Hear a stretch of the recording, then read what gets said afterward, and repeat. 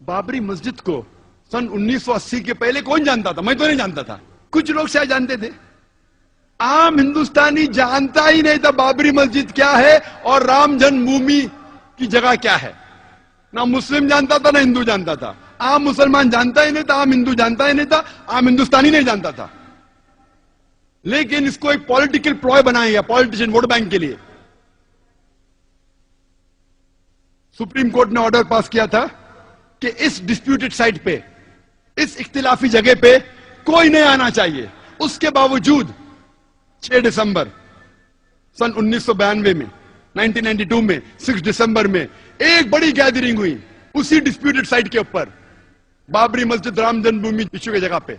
Order था supreme court का, सबसे हाईएस्ट अथॉरिटी इस मुल्क की, नो गैदरिंग। तो भी गैदरिंग हुई। कौन गैदरिंग किया? Opposite party of politicians, politicians in the opposite party. हुकूमत चाहती थी तो रोक सकती थी, आसानी है, पुलिस उसके पास है, हथियार था, आसानी, लेकिन नहीं रोका। क्यों नहीं रोका?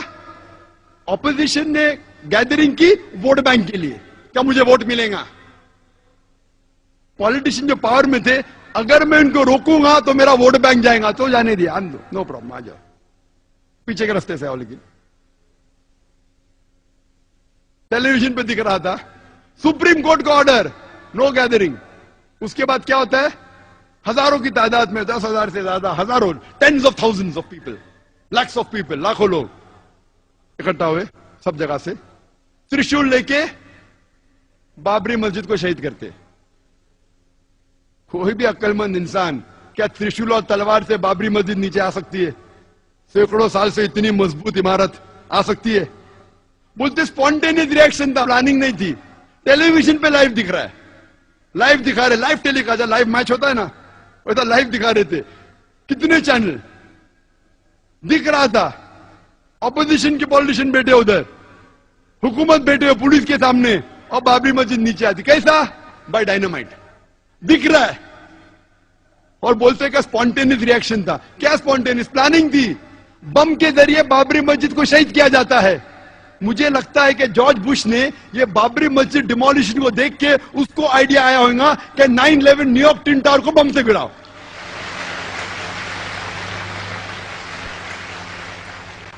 9/11 पे मुझे ज्यादा तकरीर नहीं करने का है, वो 9/11 तो इतना बड़ा, कम से कम 10 तकरीर कर सकता हूं मैं 9/11 के ऊपर, जॉर्ज बुश के ऊपर। लेकिन मुझे लगता है उसको आइडिया मिली बाबरी मस्जिद से। जिस तरीके से बाबरी मस्जिद को बम से गिराया गया और कहा गया कि स्पॉन्टेनियस रिएक्शन था, उसी तरीके से बम से गिराया ट्विन टावर को और कहा गया कि प्लेन ने मारा।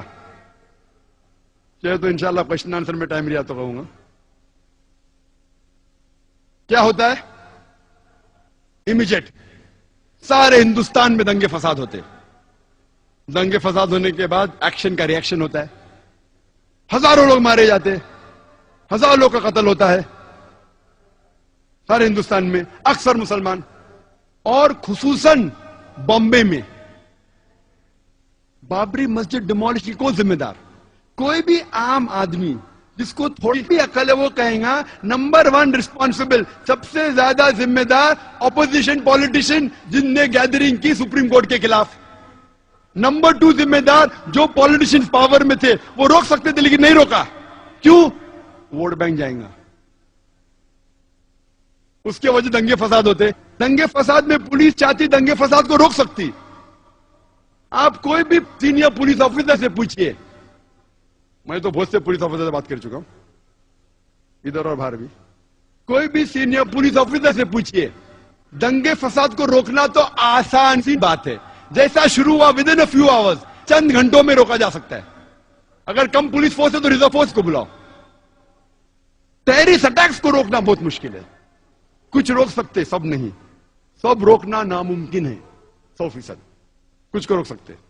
दंगे फसाद 100% रोकना आसान है अगर पुलिस फोर्स चाहे तो। लेकिन जो पुलिस चाहती भी रोकना नहीं रोक सकती थी। क्यों? क्योंकि उनको पॉलिटिशियन का दबाव था। पुलिस फोर्स तो फाइनली गवर्नमेंट के अंदर आती ना, होम मिनिस्टर के अंडर। वो पुलिस ऑफिसर चाहता भी था बेगुनाह मुसलमान का कत्ल ना हो, फिर भी कुछ नहीं कर सकता। क्यों? उसके सिर के ऊपर पॉलिटिशियन है। दंगे फसाद होते हैं बंबई में, एक 1500 मुसलमान का कत्ल होता है। मोर देन 90-95% जिनका कत्ल होता है मुसलमान होते हैं। 1800 से ज्यादा घायल होते हैं बॉम्बे राइट्स में। इवन पार्टीशन के वक्त भी बॉम्बे में इतना बड़ा दंगा फसाद है, और जिस तरीके से ये दंगे फसाद हुए, और पुलिस चाहती रोक सकती थी, नहीं रोकी। हजारों बेगुनाह लोग की कत्ल हुआ। थोड़ा पहले रिएक्शन था दिसंबर में, उसके बाद जनवरी में, एक हफ्ते बाद जो वापिस था, प्लान था पूरा। It was plan, hand in glove.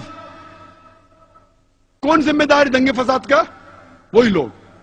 Number 1 opposition politician, जो लोग ने बाबरी मस्जिद में गैदरिंग की। नंबर 2 जो पॉलिटिशियंस पावर में थे, उनने वो गैदरिंग को अलाउ किया, नहीं रोका वोट बैंक की वजह से। नंबर 3 आम जनता। आम जनता को बहकाया गया कि लूट मार करो। आम जनता, मेरे नजदीक इस हिंदुस्तान में आम हिंदुस्तानी, आम हिंदू, आम मुस्लिम एक दूसरे से मोहब्बत करता है। मेरे नजदीक, मेरे कई हिंदू दोस्त हैं। आम हिंदुस्तानी, आम हिंदू, मुसलमान एक दूसरे से मोहब्बत करते हैं। ये पॉलिटिशियन लोग चिंगारी लगाते हैं वोट बैंक के लिए, और बेगुनाह लोग को बहकाते हैं और उनके जरिए राइट्स करते हैं। हम आम जनता हिंदुस्तान की इन पॉलिटिशियन के बहकावे में नहीं आना चाहिए। नंबर 3 रिस्पॉन्सिबल आम जनता, जो बेवकूफ बन जाती है। नंबर 4 पुलिस, जो रोक सकती थी नहीं रोकी। जो लोग रोकना चाहते थे भी नहीं रोक सकते। क्यों? उनका ट्रांसफर हो जाएगा। जब इतने मुसलमान मरे तो गवर्नमेंट सोचने लगी अभी वोट बैंक मुस्लिम की जाएंगी, बड़ी छोटी है, तो क्या की? 1 जज कमीशन, श्री कृष्ण कमीशन को अपॉइंट किया। भाई डरो मत, जो भी जिम्मेदार है वो गिरफ्तार होंगे। और कायम करते 1 जज कमीशन श्री B.N. कृष्ण को, श्री B.N. श्री कृष्ण को श्री कृष्णा कमीशन। और मुझे कहना पड़ेगा बिलाशुबा कि जस्टिस श्री कृष्णा वो एक डिवाउट हिंदू है, हिंदू धर्म का पालन करते हैं, लेकिन साथ साथ वो एक जस्ट और अपराइट इंसान है। साथ साथ वो एक ईमानदार और अदल के इंसान है, नागरिक है। हमें गर्व है उसके ऊपर। जस्टिस श्री कृष्णा अकेला 1 मैन कमीशन, वो क्या करता है? वो तहकीक करने लगता है कि जिम्मेदार कौन है। रिपोर्ट बनाते 2 वॉल्यूम में। पहले वॉल्यूम में कहां हमले हुए, क्यों हुए, क्या। दूसरे वॉल्यूम में कौन कौन जिम्मेदार थे। श्री कृष्णा कहते हैं, जस्टिस श्री कृष्ण, मैं नहीं कह रहा हूं, जस्टिस श्री कृष्णा कहते हैं कि ये राइट्स के जिम्मेदार, it was pre planned by the opposition politicians of Maharashtra. अपने रिपोर्ट में लिखते नंबर 1 रिस्पॉन्सिबल शिवसेना बाल ठाकरे। मैं नहीं कह रहा हूं, श्री कृष्णा के, justice Shri Krishna. Number 2 the politicians in power, they could have stopped it. जो पॉलिटिशियंस पावर में थे वो रोक सकते थे, लेकिन नहीं रोका। नाम लिख के कहता है, माशाअल्लाह, गट्स है उसके पास, हिम्मत है उसके पास, जस्टिस श्री कृष्णा। मैं उसको कांग्रेचुलेट करता हूं, अकेला मैन। मैंने कोशिश किया कि आज उनको स्टेज के ऊपर चीफ गेस्ट जैसा बनाऊं, लेकिन मैंने दावत बहुत लेट दी, और कोई जस्टिस को भी कोशिश की, लेकिन लेट मुझे ध्यान आया कि एक को चीफ गेस्ट बना सकते थे। कई प्रोग्राम में काफी जस्टिस आ चुके हैं। वो लिखता है कि रूलिंग पार्टी, शरद पवार भी रिस्पॉन्सिबल है। मैं नहीं कहता हूं, justice Shri Krishna, defence minister और चीफ मिनिस्टर सुधाकर राव, वो भी रिस्पॉन्सिबल, नाम लेके लिख रहा है। मानना पड़ेगा उस शख्स को, दाद देता हूं मैं उसकी। अल्हम्दुलिल्लाह सुम्मा अल्हम्दुलिल्लाह, अल्लाह उसकी हिफाजत करे, गट से उसमें। वो लिखता है ऑपोजिशन पार्टी पहली रिस्पॉन्सिबल, लोकल महाराष्ट्र गवर्नमेंट की, रूलिंग पार्टी नेक्स्ट रिस्पॉन्सिबल, उसके बाद police force which was hand in glove responsible.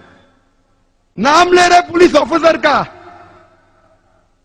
नाम लेके 26 पुलिस स्टेशन जो बॉम्बे के ज्यूरिडिक्शन में, वो जाके साल भर नोट करते रहा, अकेला शख्स नाम लेके कमिश्नर, ज्वाइंट कमिश्नर, नाम भी लिया, त्यागी। दैट टाइम ज्वाइंट कमिश्नर क्या था उस टाइम, नाम लेके, पुलिस ऑफिसर के, रिस्पॉन्सिबल कहता है शुरुआत हुई बाबरी मस्जिद से। एल के अडवाणी का नाम भी अंदर है, एल के अडवाणी, बाबरी मस्जिद नाम लेते हुए। मैं तहकीक किया, लेकिन फिर पता चला ये शख्स जस्टिस बीएन श्री कृष्णा, हिम्मत है उसमें नाम लेते हुए। तो हम जानते हैं ये वजह कि इसके जिम्मेदार नंबर 1 है पॉलिटिशियंस। इसीलिए हम मुसलमान को इंडियन जुडिशरी सिस्टम पे गर्व है, हमें फख्र है इंडियन जुडिशरी सिस्टम पे।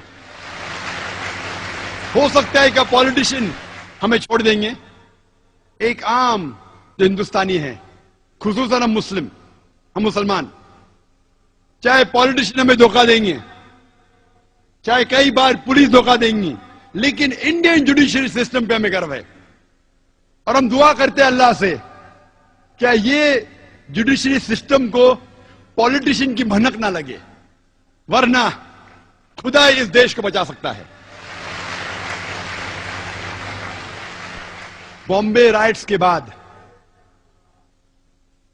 जो दिसंबर 92 में हुआ था और जनवरी 93 में, 2 महीने बाद 12 मार्च 1993 में होता है बॉम्बे में सीरियल बॉम्ब ब्लास्ट। 13 बॉम्ब फूटते हैं, 13 बॉम्ब धमाके होते हैं बॉम्बे में, जिसमें 250 से ज्यादा इंसानों का कत्ल होता है और हजारों लोग इसमें घायल होते हैं।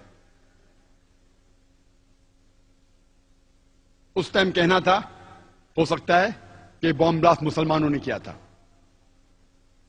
2 साल पहले जब तकरीर की थी, उसके चंद दिन बाद ये वर्डिक आने वाला था। ये जो केस चल रहा था बॉम्बे बॉम्ब ब्लास्ट 93 का, जब तकरीर की थी उस टाइम केस का जजमेंट नहीं आया था। जस्टिस श्री कृष्णा कहते हैं कि ये bomb blast was a reaction,